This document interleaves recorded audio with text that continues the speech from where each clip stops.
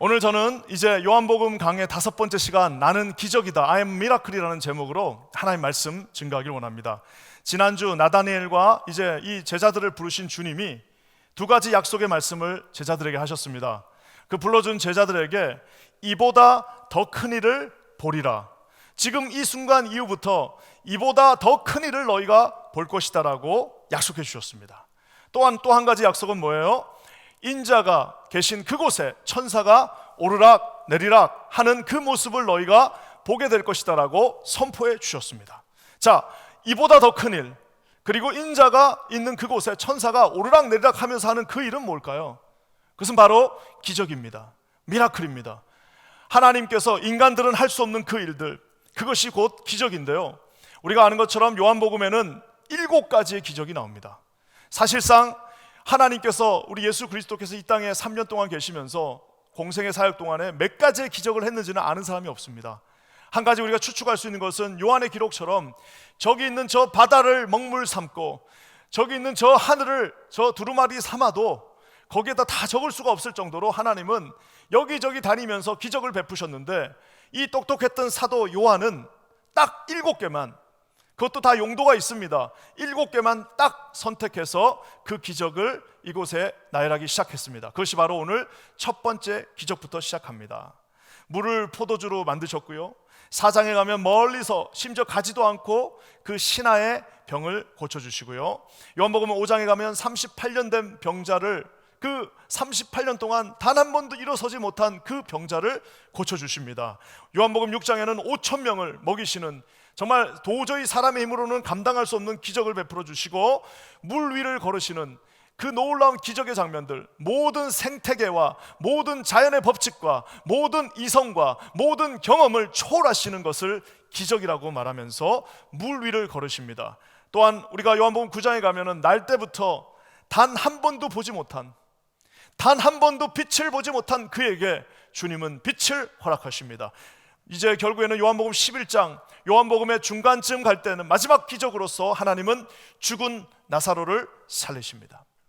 이 7가지 기적은 그냥 뭐 좋으라고 다 나열한 것이 아니라 하나님께서 사도 요한의 그 머리를 통하여서 가장 중요한 7가지를 그곳에 놓아 두셨습니다. 여러분, 먼저 우리가 오늘 이 말씀을 보기 전에요, 기적의 데피니션을 한번 보고 넘어가야 됩니다. 놀랍게도 이 사도 요한은 이 기적이라는 단어를 쓸 때에 기적이라고 하는 미라클을 쓰지 않았습니다. 영어로는 기적이라고 하는 이 미라클을 쓰지 않고, 이것은 놀랍게도 세메이온이라고 하는 헬라어, 즉 표지판, 사인, 영어로는 사인입니다. 사인이라는 표현을 씁니다. 자, 이것이 무엇을 뜻하느냐 하면은, 우리가 볼 때 물이 포도주로 변하고 5천 명이 막 먹고 주님께서 물 위를 걸으시는 것은, 이거는 기적이에요. 이건 놀라운 기적이라고 밖에 생각할 수 없는데, 주님의 눈에는 그것은 기적이라기보다는 내가 너희들을 위해서 구원의 길 끝으로 인도하는 하나의, 뭐라 그럴까요, 이렇게 사인이 되는 겁니다. 우리가 뉴저지 갈 때 사인판 보면서, 옛날에 GPS 없었을 때는 사인판 보면서 아 저기구나, 아 저기로 빠져야 되는구나 하고 갔던 것처럼, 우리가 볼 때는 이것이 놀라운 기적이지만 주님의 눈에는 5천 명을 먹이시는 이거는 기적도 아니라는 사실이에요. 그래서 결국에는 주님은 우리에게 이 기적을 통하여 말씀하시고자 하는 뜻이 있었다는 겁니다. 포도주를 우리가 뭐 이렇게 해서 먹었다 한들 거기서 그 먹고 난 다음에 뭐가 남는 게 있습니까마는, 오늘 이 말씀은 2000년이 지난 지금도 살아서 남아서 하나님께서 우리에게 말하고자 하는 그것을 보여주신다는 사실입니다. 저는 오늘 이제 그것들과 함께 이것들 기적을 보기를 원하는데요, 첫 번째 기적은 아름다운 이 웨딩 잔치로 시작됩니다. 저는 참 이게 참 좋은 것 같습니다. 예수님께서는 자기를 과시하기 위하여 사람들 다 불러 모아놓고, 자, 내가 한번 보여줄 테니까 보고 이제부터 믿어라 라고 말씀하지 않았습니다. 마귀가 주님 이 떡을, 이 돌을 떡으로 바꿔보쇼, 저 위에서 떼어내려 보라고 할 때는 주님께서 말씀으로 그것을 퇴치하고 기적을 베푸시지 않았지만, 오늘 어쩔 수 없는 이 작은 가나라고 하는 마을에서 이 하나님의 그 뭐라고 할까요, 뭔가 손길이 필요한 그 순간을 주님은 넘기지 아니하시고 기적을 베풀어 주셨지만, 그 기적은 단순한 기적이 아니라 하나님이 우리에게 주신 또 하나의 사인이었다는 사실입니다. 예전에 우리 어렸을 때 불렀던 찬양 중에서 예수님이 말씀하시니 뭐예요? 물이 변하여 포도주 됐네. 그 찬양이 있습니다. 내가 1부 때 이 얘기를 했더니 어떤 분이 저한테 목사님, 우리 교회 옛날에 2012년쯤에 윤영주 장로님, 이 노래 작곡 작사하신 윤영주 장로님 오셨다 가셨다고 그래가지고 역시 우리 교회는 안 왔다 가신 분이 아무도 없구나. 우리 교회에 안 왔다 가신 분들은 하나도 안 유명한 분들, 대단하구나라고 생각했는데요, 참 우리 옛날에 한국 교회들 참 흥이 많았습니다. 노래하면은 꼭 율동을 같이 합니다. 율동, 이게 전라도 버전이 있고 경상도 버전 조금 다른데, 제가 전국을 다녀보니까 이게 조금 버전이 다 달라요. 근데 어쨌든 간에 예수님이 이렇게 말씀하시니 어떻게 돼요? 물이 변하여 이거는 기억납니다. 포도주 됐네. 그래서 이제 예수님 뭐 이렇게도 하고 저렇게도 하고, 이 지방마다 다 조금씩 다른데, 하여튼 중요한 거는 이 흥이 많았던 시절에 율동을 하면은 나와가지고 이제 딱 노래를 하고, 이제 율동하시는 분들 앞에 나와가지고 하면은 우리 장로님들은 눈 딱 감고 하고는 싶은데 체면이 있어 하지는 못하고, 우리 젊은 사람들은 좋다고 거기서 그 찬양을 율동과 함께 맞춰서 불렀던 기억이 납니다. 저희 교회도 우리 사랑의 불꽃 율동팀이 아직도 다들 계시다는 얘기를 듣고, 어젯밤에 한번 전화해갖고 나오라고 할까 내가 하다가 이따가 한번 보겠습니다. 그랬는데요, 이게 뭐냐면은 예수님이 말씀을 하시니 물이 변하여 포도주가 되는, 말 그대로 기적이 일어난 겁니다. 이 가나라고 하는 동네는 우리가 성지순례를 가게 되면 가장 많이 실망하는 동네 중에 하나입니다. 왜냐하면은 우리가 이 하나님의 이 엄청난 기적이 일어나는, 요한복음의 첫 번째 기적이 일어나는 그곳에 놀라운 일들이 있겠구나 하고 가보면은, 이 정말 키르벳 카나라고 하는 지금의 그 지명, 나사렛에서 한 10마일 정도 떨어진 거기에 가면 아무것도 없어요. 그냥 작은 마을이고, 당시 재현해 놓은 이만한 돌멩이로 만든 항아리 하나 딱 있습니다. 항아리 무진장 크구나, 그거 하나 느끼고 오는 거예요. 가나 그 기념교회도 있지만 그 앞에 기념품 가게들, 가나 웨딩 와인 해가지고 파는 싸구려 와인들 쫙 깔려있는 그 기념품 가게밖에 남은 게 없어요. 즉 그 말은 뭐냐면 큰 도시가 아닙니다. 조그만 정말 시골 마을에 지금 오랜만에 이 시골 마을에서 잔치가 벌어진 것입니다. 보통 결혼하면 5일에서 7일 했습니다. 지금도 이 중동 지역, 그레코 로만 지역에 이 잔치가 엄청나게 크게 열립니다. 우리 한국도 옛날에 보면은 잔치하면 어떻게 했습니까? 텐트 쳐놓고 했잖아요. 지금도 그랬고 그 전에도 그랬습니다. 골목마다 텐트를 다 쳐놓고 거기서 5일 7일 동안 그 잔치를 벌이면서, 그 잔치의 가장 핵심은 뭐냐면 바로 이 하나님께서 이 그레코 로만 월드에 주셨다고 하는 비노, 즉 와인이 되는 것입니다. 그 와인이 있어야 되는 겁니다. 신랑은 없어도 와인은 있어야 된다라는 말이 있어요. 우스갯소리로 신랑 신부는 없어도 결혼식에 와인은 있어야 된다라고 하면서까지 이 와인이 그곳에 반드시 있어야 되는데, 오늘 놀랍게도 그 와인이 결혼식 한 복판에 사라지면서 이 이야기가 시작됩니다. 사랑하는 성도 여러분, 여기 계신 모든 분들은 주님이 여전히 기적을 베푸시는 분임을 믿을 줄 믿습니다. 여기 계신 모든 분들이 우리 삶 가운데 주님이 우리가 볼 때는 그냥 사인이지, 우리 주님이 볼 때는 그냥 사인이, 우리에게는 기적을 베풀어 주시는 하나님이심을 여러분 믿으시는 저와 여러분 되시기를 주님의 이름으로 간절히 축원합니다. 저는 오늘 이 말씀을 설교하면서 가만히 생각해 보니까 도대체 내가 이 말씀을 한 설교로 몇 번 들었을까? 주일학교부터 종잡아 요한복음을 설교하신 모든 목사님들이 다 했기 때문에 100번은 이상 들은 것 같아요. 더 이상 뭔 새로운 것이 나오겠냐? 여전히 알레고리컬하게 풍류적으로도 우리가 설교할 수 있지만, 결국에는 가장 중요한 설교는 여기서 하나님은 기적을 베푸셨고 그 기적을 사람들은 받았고 그 기적에는 하나님의 놀라운 뜻이 여전히 숨겨져 있다는 사실인데요, 저는 오늘 이 두 가지를 다 봤으면 좋겠습니다. 먼저 중요한 거는요, 하나님께서 기적을 베푸실 때 그 기적의 현장에는 반드시 두 가지의 케미가 있습니다. 기적의 케미스트리, 말 그대로 물이 포도주로 변화되는 그 모든 화학적 반응에는, 그 기적의 화학적 케미에는 두 가지가 반드시 그 자리에 있다라는 사실입니다. 사랑하는 성도 여러분, 여기 계신 모든 분들이 이 하나님의 기적을 바라시면서 주님이 주시는 그 케미를 느끼시고, 하나님이 주시는 그 삶 속에서 여러분의 고비고비마다 주님이 주시는 그 기적이 함께 하시기를 주의 이름으로 간절히 축원합니다. 먼저 여러분, 이 기적은요 정말 위기의 상황 속에서 시작됩니다. 3절 말씀 한번 다 같이 읽겠습니다. 시작. 포도주가 떨어진지라 예수의 어머니가 예수에게 이르되 저들에게 포도주가 없다하니. 아까 제가 얘기한 것처럼 그 잔치한 중간에 지금 흥이 붙어가지고 유대인들 춤추는 거, 그 옛날에 그 피들러 언더 루프인가요? 그 유명한 그 뮤지컬 그 영화에 보면은 피들러 언더 루프에 보면은 유대인들 막 결혼식 그 장면 나오죠. 그래서 막 이 춤추는 거 나오잖아요. 아, 이거 흉내 내고 싶은데 저도 무릎이 아파가지고 앉았다 일어났다 하는 그 춤이 있습니다. 그거를 남자들이 그냥 쫙 그 막 흩어가면서 얼마나 신나게 노는지 몰라요. 그 유대인들 저 중동에 한번 이 결혼식 초청 받아가면 2시간 갔다 와야겠다 이렇게 못합니다. 가서 2박 3일 있다 와야 되는 거예요. 같이 거기서 흥이 나게 아주 그냥 신나게 노는데 거기에 핵심은 포도주였습니다. 포도주를 마시면서 이제 막 취하기도 하고 이러면서 이제 막 나와가지고들 춤을 추면서 하고 놀고 있는데 갑자기 커다란 문제가 발생했습니다. 그것은 바로 포도주가 런아웃, 끝나버렸어요. 있어야 될 게 없어진 겁니다. 갑자기 어디서 뚝딱 만들 수도 있는 물건이 아닙니다. 마을에, 그 작은 마을에 무슨 월마트가 있는 것도 아니고 어디 가서 타겟에 가서 받아올 수도 있는 것도 아니고 이거 새롭게 만들 수도 없고 이제는 흥이 확 깨져버렸어요. 잘 나가던 그 잔치가 아주 찬바람이 날 정도로 흥이 확 깨지면서 잔치를 접어야 될 판이 되어버렸습니다. 사랑하는 성도 여러분, 반드시 기억하십시오. 우리 인생에서 기적은 이렇게 하나님께서 포도주를 금지시키는 그 순간, 포도주가 떨어지는 그 순간, 우리의 삶 가운데 있어야 될 것들이 없어지는 그 순간, 우리가 우리 힘으로 감당할 수 없는 그 일들이 우리 앞에 닥쳐는 그 순간에 오히려 이것이 주님의 세메이온, 기적의 순간이 된다는 사실을 반드시 기억하시는 저와 여러분 되시기를 주님의 이름으로 간절히 축원합니다. 사랑하는 성도 여러분, 홍해가 요 앞에 한 5m였으면 그것은 기적이 아닙니다.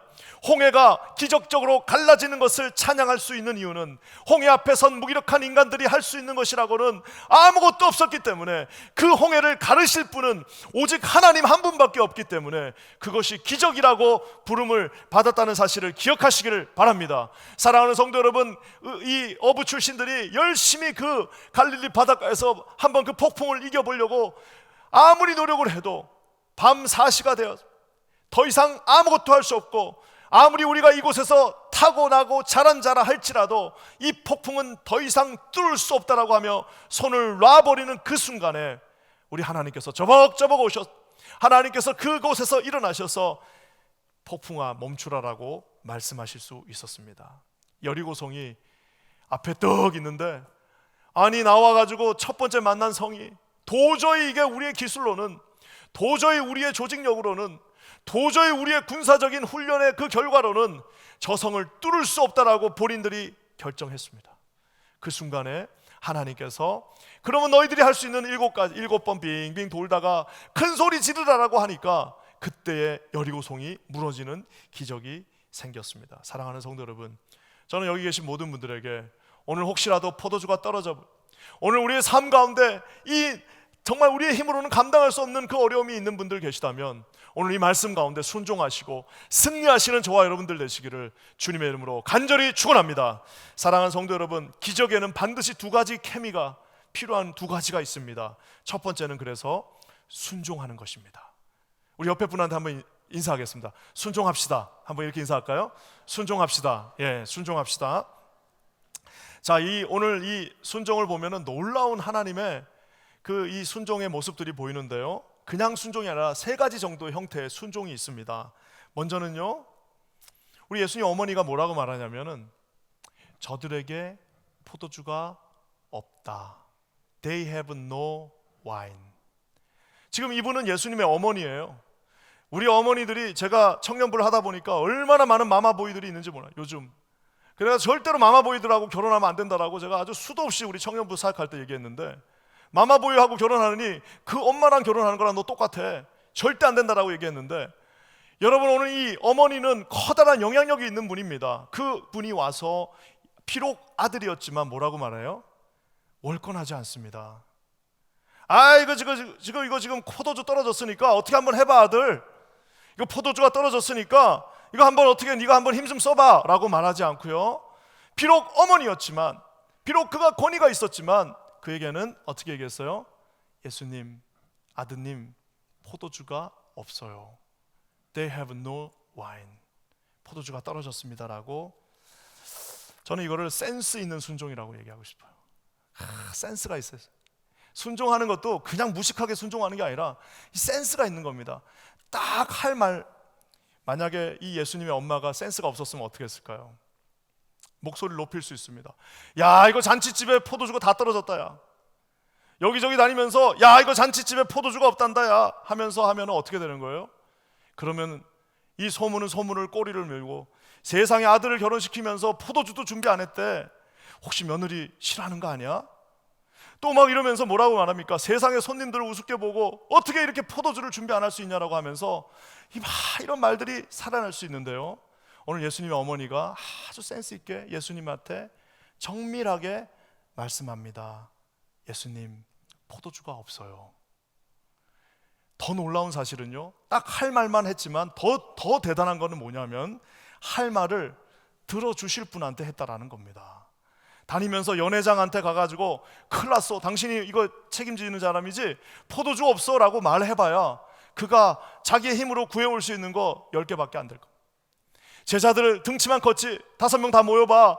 야, 이거 지금 포도주가 없으니 어떡하냐, 너희들 빨리 가서 포도주 구해와라 해봐야, 그 밤에 그 작은 마을에 집집마다 다녀봐야 포도주 가져와봐야 20개도 안 됩니다. 분주한 그 순간, 당황스러운 그 순간, 정말 어떻게 해야 될지 모르는 그 순간 침착하게 가서 센스 있게 딱 해야 할 말, 그리고 정확하게 센스 있게 해야 할 그 대상에게 갔는데 그분은 곧 예수님이셨습니다. 사랑하는 성도 여러분, 저와 여러분들의 삶에서 포도주가 확 떨어져 버리는 일들이 얼마나 많습니까? 자식들 키울 때도 갑자기 포도주가 떨어진 것 같은 절망의 마음이 우리 가운데 들 때가 있습니다.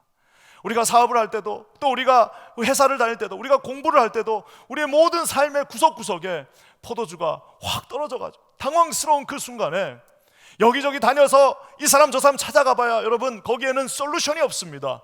오직 우리가 찾아가야, 영적인 센스를 가지고 순종하러 찾아가야 할 분은 오직 한 분, 바로 예수 그리스도 한 분이심을 깨달아 하시는 저와 여러분 되시기를 주의 이름으로 간절히 축원합니다.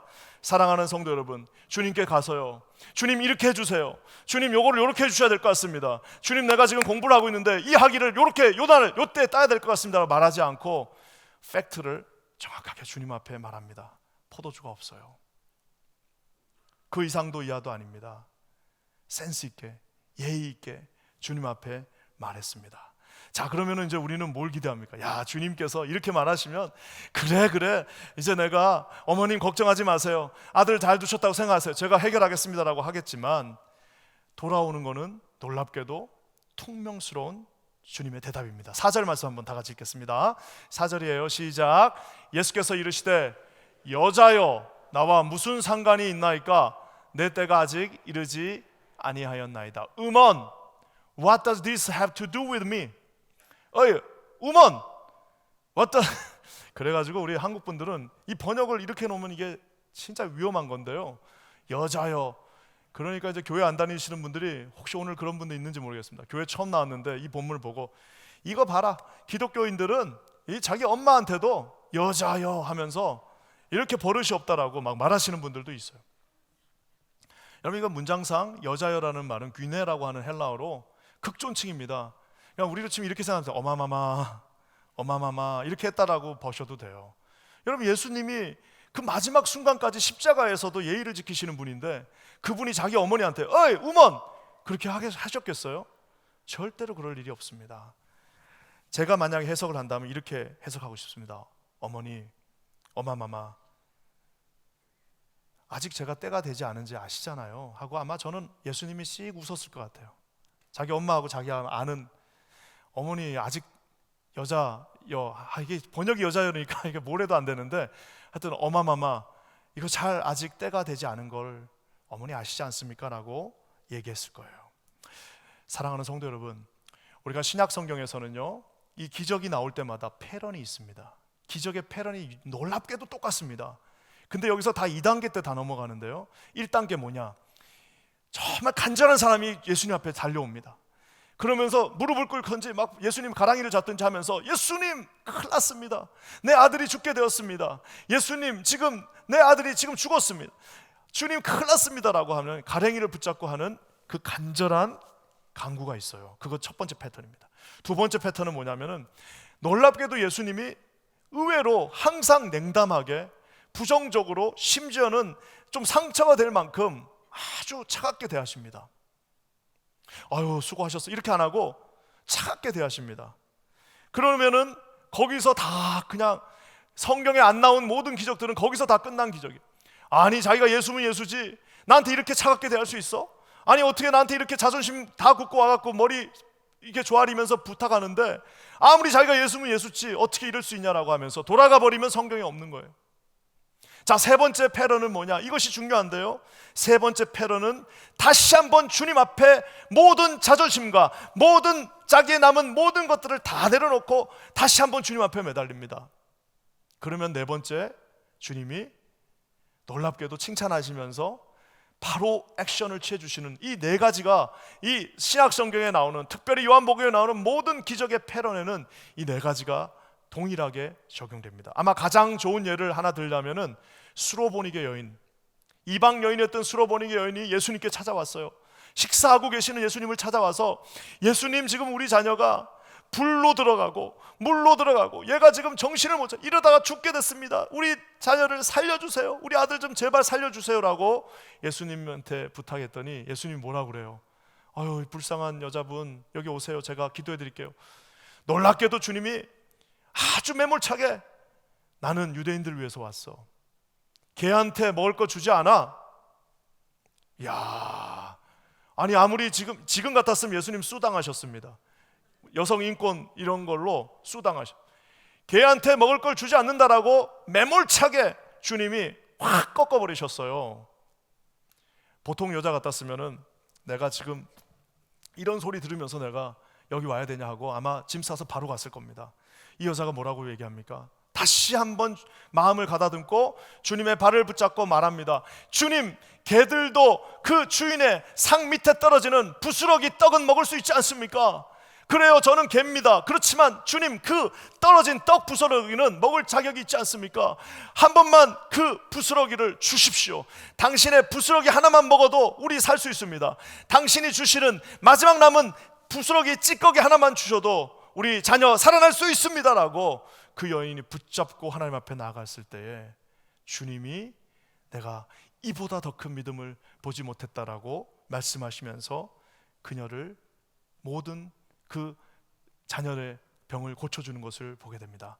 사랑하는 성도 여러분, 우리가 하나님 앞에 이 기적의 현장에는 첫 번째 캠이 순종이 있다고 그랬습니다. 어떤 순종이요? 센스 있는 순종. 자, 이 센스 있는 순종은 이제는 하나님 앞에서 이런 우리가 주님 앞에 나갈 때는 사람 앞에 나가면 자존심이 필요하지만 주님 앞에는 여러분 아무것도 필요 없어요. 주님 앞에는 그저 매달려서 주님 도와주십시오. 주님 마지막까지 당신의 발을 붙잡습니다. 주님만 의지합니다라고 그 부스러기 하나만 저에게 주시면 주님의 말씀 한마디만 있으면 다시 살아날 수 있습니다. 사랑하는 모든 성도 여러분, 주님 앞에 이렇게 상처받더라도 끝까지 달라붙어 계시는 그 순종을 보이시는 저와 여러분 되시기를 주님의 이름으로 간절히 축원합니다. 자, 그러면서요 여기서 이제 우리 예수님의 어머니가 야, 내 때가 이르지 않았다, 나하고 뭔 상관이 있냐라고 말하는 그 매몰찬 말씀을 듣고 뭐라고 말합니까? 5절 말씀입니다. 한번 다 같이 읽어볼까요? 시작. 그의 어머니가 하인들에게 이르되 너희에게 무슨 말씀을 하시든지 그대로 하라. 야, 저 말이 너무 멋있는 것 같습니다. 무슨 말씀을 하든지 그대로 하라. 무조건 주님이 맞는 거예요. 여러분, 우리 인생에서 무조건 해답은 주님이에요. 무슨 말씀을 하든지, 이 지금 마리아는 예수님이 뭔 말을 할지 몰라요. 근데 확신하는 게 하나 있습니다. 아무리 이상한 말을 하더라도 주님이 하시는 그 말이 정답이다라는 겁니다. 아무리 어설픈 것 같고 아무리 뭐가 좀 이상한 것 같아도 주님이 뱉으신 그 말씀이 진리의 말씀이라고 말하고 있습니다. 사랑하는 성도 여러분, 우리가 하던 경험들, 우리가 하던 방식들, 우리가 배운 대로 할 수 있습니다. 하지만 가장 중요한 것은 무조건 주님이 우리의 귀에 들려주신 그 말씀대로 나가는 것이 가장 강력한 방법이란 사실을 깨달으시는 저와 여러분 되시기를 주의 이름으로 간절히 축원합니다. 사랑하는 성도 여러분, 어리석은 자들은 자기가 맞다라고 생각합니다. 어리석은 자들은 내 결정이 판단이 옳다라고 생각하지만 결국에는 주님의 말씀은 느린 것 같아도 가장 빠른 길입니다. 주님의 말씀은, 주님의 그 약속은 더딘 것 같아도 가장 정확하게 그 관역을 맞춥니다. 주님께 기도하는 것은 응답이 없는 것 같아도 주님께 기도하는 그 순간 이미 기적은 시작되었다는 사실을 반드시 기억하시는 저와 여러분 되시기를 주님의 이름으로 간절히 축원합니다. 사랑하는 성도 여러분, 우리가 생각할 때는 주님이 이상한 말씀하시면 이거 아닌 것 같은데 라는 생각이 들 거예요. 사랑하는 성도 여러분, 오늘 이 말씀을 기억하시기 바랍니다. 우리 주님께서, 사람이 아닙니다. 주님이 너희에게 무슨 말씀을 하시든지 그대로 하라. 제발 좀 내가 보니까 여기다가 한 20% 딴 거를 더하면 더 좋을 것 같아. 주님, 제가 보니까요 지금 이 상황은 아닌 것 같고 한 몇 달 뒤에 다음번쯤에 이거를 좀 시작하면 좋을 것 같아. 내가 이 상황을 보니까 지금 요거보다는 우리 자녀가 이렇게 하는 것이 더 좋을 것 같아. 사랑하는 성도 여러분, 기도하는 자들에게는 주님이 들려주시는 음성이 있습니다. 그 음성이 이상하더라도요 그것이 가장 빠른 길임을 반드시 기억하시기를 주님의 이름으로 간절히 축원합니다. 구약 성경에 보면은요, 오늘 이 말씀, 뭔 말을 하든지 그대로 하라라는 이 말에 재미있는 이그젬플이 하나 나옵니다. 그것은 누굴까요? 누가 저 말을 했을까요? 구약 성경에 놀랍게도 우리가 잘 아는 것처럼 요셉에게 한 말입니다. 누가요? 저 말은 예수님 마리아가 한 말이기도 하지만 구약 성경에는 심지어 믿지 않는 바로가 한 말입니다. 한번 볼까요? 창세기 41장 55절에 이 애굽 땅 전체 이제 이 가뭄이 들었어요. 먹을 게 하나도 없어졌습니다. 자, 그러니까 애굽에 한번 다 같이 읽어볼게요. 시작. 애굽 온 땅이 굶주림에 백성이 바로에게 부르짖어 양식을 구하는지라 바로가 애굽 모든 백성에 이르되 요셉에게 가서 그가 너희에게 이르는 대로 하라 하니라. 하나님께서 정하신 그 뜻대로, 요셉에게 분명히 주신 그 뜻대로 너희에게 이르는 대로 하라라고 이방의 왕이 그렇게 말합니다. 왜냐? 아무리 생각해도 자기가 하는 것보다는 하나님이 직접 하시는 것이 가장 위대하다는 사실을 그가 알고 있었습니다. 아무리 자기가 잘해도 자기가 하는 것보다 하나님이 하실 때 더 큰 축복이 그 가운데 임한다는 사실을 깨달아 알고 있었습니다. 아무리 본인이 똑똑하고 아무리 삼라만상 모든 지혜를 다 꿰뚫는 박사의 박박사라 할지라도 자기가 계산한 것보다는 하나님께서 베풀어 주시는 은혜가, 그대로 할 때 더 큰 은혜가 있음을 가장 똑똑한 사람은 안다라는 것입니다. 사랑하는 성도 여러분, 주님 안에서 그래서 가장 유능한 사람은 주님 앞에 무릎 꿇는 사람입니다. 주님 안에서 가장 똑똑한 사람은 하나님 앞에 자신의 모든 결정권을 그분의 손에 올려놓는 자가 가장 현명한 지혜자라는 사실을 깨달아 하시는 저와 여러분 되시기를 주님의 이름으로 간절히 축원합니다. 포도주가 떨어졌어요. 위기 같지도 않지만 하여튼 어쨌든 그 당시에는 위기였습니다. 그 포도주가 떨어진 그 상황에 이 사람들이 순종하기로 다짐합니다. 그냥 무식한 순종이 아니라 센스 있는 순종입니다. 상처받지 않는 순종이었습니다. 온전한 순종, 그대로 하는 순종이었습니다. 이해되지 않았지만 하나님이 말씀하셨으니까 100% 순종했습니다. 첫 번째 케미는 뭐냐? 순종할 때 기적이 일어납니다. 사랑하는 모든 성도들에게 이 순종의 마음이 있기를 주님의 이름으로 간절히 축원합니다. 여러분, 케미의 마지막 두 번째는 뭐냐면요, 최소한 자기가 할 수 있는 최고의 수고는 할 수 있어야 됩니다. 오늘 여기 보면은 제가 한번 계산해 봤습니다. 한 통은 8갤런 정도인데요, 두세 통 되는 항아리라고 그랬으니까 약 20에서 24갤런입니다. 그러면 그것이 6개가 있으니까 적게 잡아도 120갤런이에요. 그냥 120갤런이라고 해요. 항아리 6개에 20갤런씩, 지금 20갤런씩 물이 들어 있습니다. 이것이 얼마나 힘든 명령이고 구차는 명령인지는 우리가 조금 상황을 보면 아는데 6절과 7절 말씀 한번 볼게요. 주님의 명령은 얼마나 구차는 건지 한번 읽어보겠습니다. 시작. 거기에 유대인의 정결 예식을 따라 두세 통 드는 돌 항아리 6이 너였는지라. 예수께서 그들에게 이르시되 항아리에 물을 채우라 하신즉 아귀까지 채우니. 이게 진짜 귀찮은 명령입니다. 왜냐? 여기 있는 이 항아리에 든 물은요, 마시는 물이 아닙니다. 이 물은 무슨 물이냐면 정결 예법, 즉 항아리가 이렇게 큰 항아리들이 있으면, 오늘 손님들이 많이 오셨잖아요. 손님들이 딱 도착하면 종들 중에서도 제일 직급이 낮은 종들이 나와가지고 거기 있는 물을 떠서 손님들의 손과 발을 씻겨듭니다. 그때 쓰는 물이에요. 이 물로 지금 무슨 뭐 밥해 먹는 물이 아니라 손님들 오면 발 씻겨주는 그 물이에요. 자, 이 항아리 6개가 120갤런이 다 텅텅 비어 있습니다. 왜 텅텅 비어 있을까요? 아침에 이미 손님들이 왔잖아요. 다 자기들이 길러가지고 발 다 씻겨주고 지금 다 보내고 이제 그 텅텅 비어있기 때문에 내일 이제 또 잔치 벌어질 때 내일 가면 되는 거예요. 이미 한 번 했습니다. 근데 주님이 아무것도 모르는 33세의 젊은 이 예수님이 와가지고 뭐라고 얘기합니까? 돌 항아리에 물을 채우라라고 말합니다. 설렁설렁 잠깐 한 갤런씩 하는 것이 아니라 20갤런 꽉꽉 채워가지고 아귀까지, 즉 그 꼭대기까지 다 채우라라고 오늘 주님이 명령하십니다. 주님께서 명령을 내리실 때 좀 귀찮지 않나요? 이거? 이거 뭐 아니 다 했는데 또 하라고 그러네. 아이고, 아침에 그거 물동이 지고 120갤런 다 갖다 놨는데 또 거기다가, 아니 지금 포도주를 만들어 와야 되는데, 지금 돌아다니면서 포도주를 찾아야 되는데 주님은 귀찮게 또 가서 물을 길어 오라라고 아무것도 모르는 것처럼 말씀하십니다. 뭐 여기까지는 종이니까 한다 칩시다. 근데 그 다음이 더 어려워요. 진짜 이제는 난처한 명령을 하시는데요. 8절 말씀 한번 다 같이 읽겠습니다. 시작. 이제는 떠서 연회장에게 갖다 주라 하심에 갖다 주었더니. 제일 어려운 거는 떠오는 것까지는 열심만 있으면 돼요. 근데 그 떠온 물, 발 씻는 그 물을 다시 떠가지고 포도주를 가지고 오라고 한 그 연회장에게, 그 마스터 오브 세레모니에게 포도주를 가지고 오라고 한 그 사람한테 발 씻을 물을 가지고 그곳을 저벅저벅 가라라고 주님이 말씀하십니다. 저 말씀이 너무 아름답지 않습니까? 이제는 떠서 연회장에게 갖다 주라 하심에 갖다 주었더니. 우리는 저 갖다 주라 하심에 갖다 주었더니 저 사이에다가 얼마나 많은 것들을 집어넣는지 몰라요. 갖다 주라 하심에 나중에 갖다 주었더니, 갖다 주라 하심에 조금씩 5갤런만 갖다 주었더니, 갖다 주라 하심에 상식적으로 이게 도대체 말이 되냐라고 주님한테 따진 다음에 갖다 주었더니.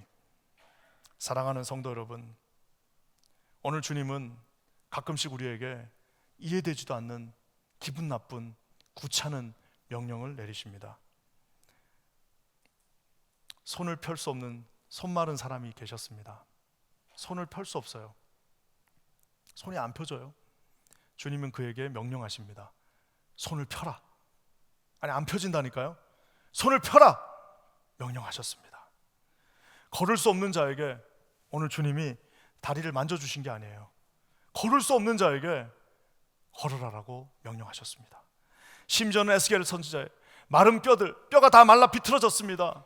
더 이상 그 뼈는 이제 말라 비틀어져서 누구 뼈인지도 알지 못하는 뼈들이 다 킬링필드처럼 모여있는 그곳에 주님은 너희 마른 뼈들아, 생기가 그곳에 가고 그 마른 뼈들이 붙을지어다라고 우리 주님은 말도 되지 않는 명령을 우리에게 하십니다. 나사로는 죽어서 누워 있어요. 죽은 지 이미 며칠 돼서 누워서 붕대를 칭칭 감고 있는 그에게 주님은 나사로 괜찮냐라고 묻지 않으시고 나사로야 일어나 나오라라고 명령하셨습니다. 사랑하는 성도 여러분, 더운데 지금 포도주 가져오라고 난리가 났는데 그 주인에게 주님은 발 씻을 좀 지저분한 그 맹물을 가지고 가라라고 명령하십니다. 갖다 주라 하심에 갔다. 요 사이에는, 주님의 명령과 우리의 행동 사이에는 아무런 부사나 전치사가 들어가면 안 된다는 사실을 사랑하는 성도님들 반드시 기억하시기를 주님의 이름으로 간절히 축원합니다. 가장 성공한 인생은 뭐냐? 주님이 갖다 주라 하심에 그냥 가져가는 겁니다. 주님이 물을 옮기라고 하시니까 물을 옮기는 겁니다. 주님이 무덤문을 열어놓으라고 하니까 나사로가 나올 거를 믿고 열어놓는 인생입니다. 마른 뼈들에게 명령하신 그때에 다 말라 비틀어졌다라고 말할 수 있지만 여전히 주님은 하실 수 있다라는 기적의 하나님을 믿고 나갈 수 있을 때에 하나님의 기적이 벌어질 수 있다는 사실입니다. 사랑하는 성도 여러분, 저는 오늘 여기 계신 모든 성도님들에게 오늘 하나님이 주시는 이 기적이 여러분의 삶의 고비고비를 인도하시기를 주의 이름으로 간절히 축원합니다. 사랑하는 성도 여러분, 우리가 엘리야 선지자를 본 것처럼 성냥 하나 가지고 있지 않았지만 하나님께서는 그 물 묻은 제단에 불을 내려 주셨습니다. 사랑하는 성도 여러분, 하늘에는 구름 한 조각 없었지만 주님께서는 온 이스라엘을 적시는 비를 내려 주셨습니다. 살 가치가 없는 저와 여러분과 같은 부족한 인생에 하나님은 우리를 살리시고 인도해 주셨습니다. 저는 우리 가운데 있는 그 믿음 가운데로 나아가실 수 있는 저와 여러분들 되시기를 주님의 이름으로 간절히 축원합니다. 놀랍지 않습니까? 주님은 꼭 우리 손에 뭔가를 주시고 그거를 가지고 쓰라고 하십니다. 그 맹물 들고 가라고 합니다. 아니, 그렇게까지 기적을 베푸시는 주님이 그냥 그 앞에다 떡 하니 가져다 주실 수도 있는데 그 맹물을 떠서 그 맹물을 가지고 가는 그 걸음걸이 그 속에 분명히 갈대 맹물이었지만 그 연회장 앞에 섰을 때에 그 맹물이 진품 포도주가 되는 거룩한 역사가 우리의 삶 가운데 곳곳에 일어나기를 주님의 이름으로 간절히 축원합니다. 사랑하는 성도 여러분, 주님이 기적을 베푸실 때는 반드시 두 가지 놀라운 주님의 방법과 축복이 있습니다. 10절 말씀 한번 읽어볼까요? 10절입니다. 한번 다 같이 읽을게요. 시작. 말하되 사람마다 먼저 좋은 포도주를 내고 취한 후에 낮은 것을 내거늘 그대는 지금까지 좋은 포도주를 두었다가 하니라. 보통 술을 우리 성도님들이 안 드시겠지만 옛날에 왕신의 소시적에 예수님 안 믿을 때 드셨던 분들은 술을 먹으면 혀가 꼬인다고 그럽니다. 혀가 왜 꼬이는 거예요? 술을 먹으면 이게 에탄올이 이제 몸속에 딱 들어가면은 혀부터 꼬입니다. 그래서 술 먹으면 이상한 말들을 하는 거예요. 막 사람 이름 부르면서 하는 이게 꼬이는 겁니다. 자, 그러니까 어떻게 돼요? 보통 잔치를 하면 처음에는 아주 고급 120불짜리 좋은 포도주를 갖다가 탁 줍니다. 그럼 손님들이 전부 야, 포도주 좋네. 근데 2병째, 3병째 가고 이제 취한다 싶으면은 1불짜리 이제 갖다 그냥 주는 거예요. 그러면 그때부터는 뭐 이게 비싼지 나쁜지도 모르는데 오늘 뭐라고 말합니까? 취한 후에 낮은 것을 내거늘 더 좋은 포도주를 지금 후반전에 가져오는구나 라고 지금 이 연회장이 말하고 있습니다. 사랑하는 성도 여러분, 우리의 인생은 주님이 손에 붙잡히기 전에 전반전 인생은 보잘것없는 인생입니다. 뭐 저는 그렇습니다. 아무 쓰잘데기 없는 보잘것없는 맹물과 같은 아무것도 아닌 인생인데 주님의 손에 붙들리는 그 순간부터 우리의 후반전은 찬란한 진품 포도주의 인생이 될 줄 믿습니다. 여기 계신 모든 분들, 지금까지 어땠든 간에 중요한 것은 지금 이 순간 주님의 손에 그 명령대로 순종하는 그 순간에 여러분의 인생이 찬란한 후반전의 인생, 하나님의 은혜가 더욱더 흐르고 넘치는 인생, 이제 그 전에 싸구려 포도주가 아닌 이제는 진품 하나님의 포도주가 되는 거룩한 인생들 되시기를 주님의 이름으로 간절히 축원합니다. 사랑하는 성도 여러분, 하나님의 이 놀라운 잔치에 또 다른 한 가지 이런 질적인 하나님의 후반전에 더 주시는 은혜가 있는 반면에 또 다른 축복이 있습니다. 그것은 뭐냐면은 누가 계산을 했더라고요. 120갤런으로 포도주 몇 개, 750ml짜리 몇 개 넣는지. 참 세상에 별 시간 많은 분들 많아요. 1000개 750ml짜리 포도주 1000개가 거기에 떡하니 지금 탄생한 것입니다. 처음에 포도주가 없다고 그랬어요.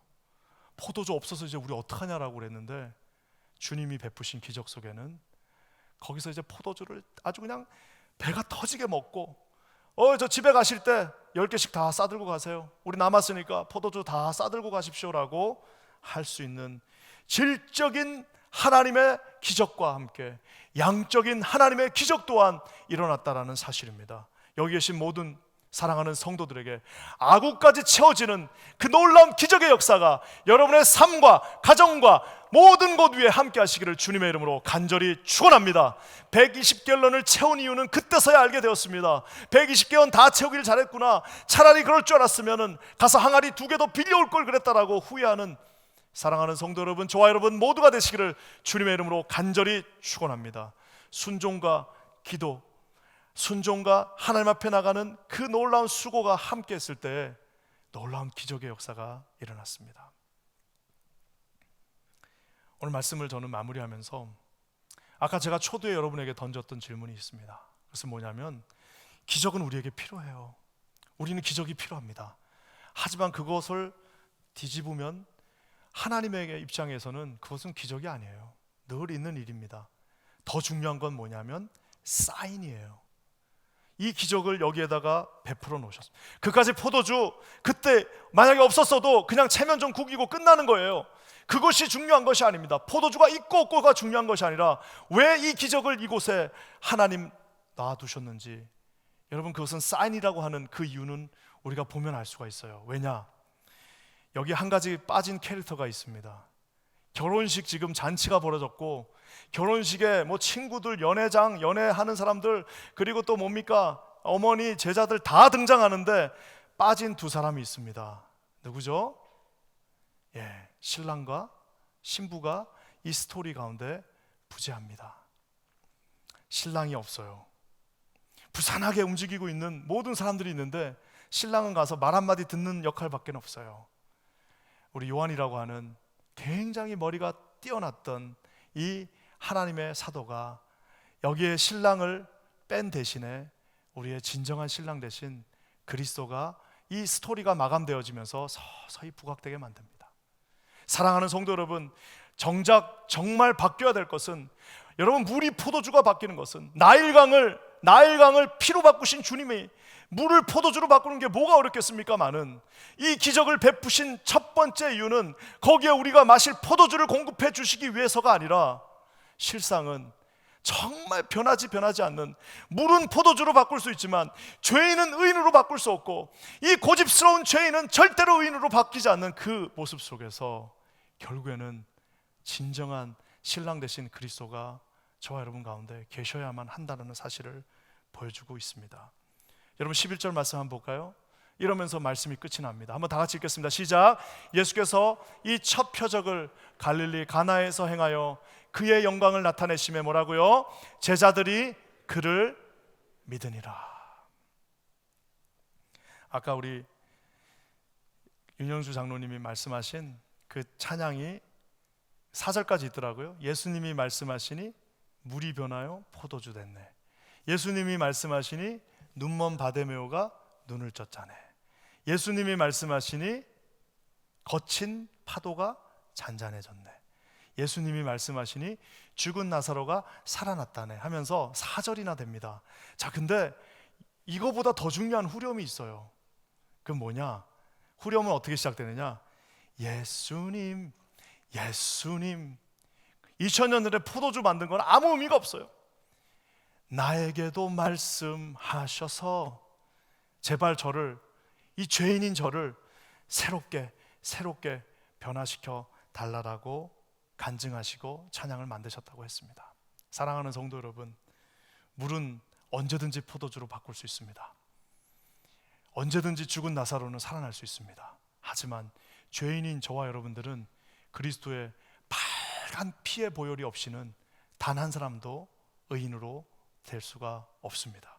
오늘 가장 큰 기적을 수혜로 받은 사람은 그 잔치날 있었던 그 술 마신 사람들이 아니라 저와 여러분이었다는 사실을 반드시 기억하시는 우리 모두가 되기를 주의 이름으로 간절히 축원합니다. 사랑하는 성도 여러분, 우리 끝까지 순종합시다. 그냥 순종하는 게 아니라 120갤런 다 채우면서 순종합시다. 여러분, 우리가 마지막 끝까지 수고를 다합시다. 좀 귀찮아도 이상해도 주님이 말씀하셨습니다. 한다고 하셨어요. 한다고 하시면 하시는 거 아니겠습니까? 끝까지 수고하고 순종할 때에 그 케미는 주님 앞에 드렸지만 마지막 진정한 축복은 예수 그리스도가 보혈을 흘리심으로 말미암아 6월절의 그 피의 보혈이 저와 여러분을 온전한 의인으로 세우셨다는 그 말씀을 기억하시는 저와 여러분 모두가 되시기를 주의 이름으로 간절히 축원합니다. 기도하겠습니다. 하나님, 오늘 기적의 귀한 말씀을 우리가 함께 배웠습니다. 하나님 함께 하셔서 우리 모두를 새롭게 변화시켜 주시옵소서. 그렇게 하실 주님을 찬양하며 예수님의 이름으로 간절히 기도합니다. 아멘.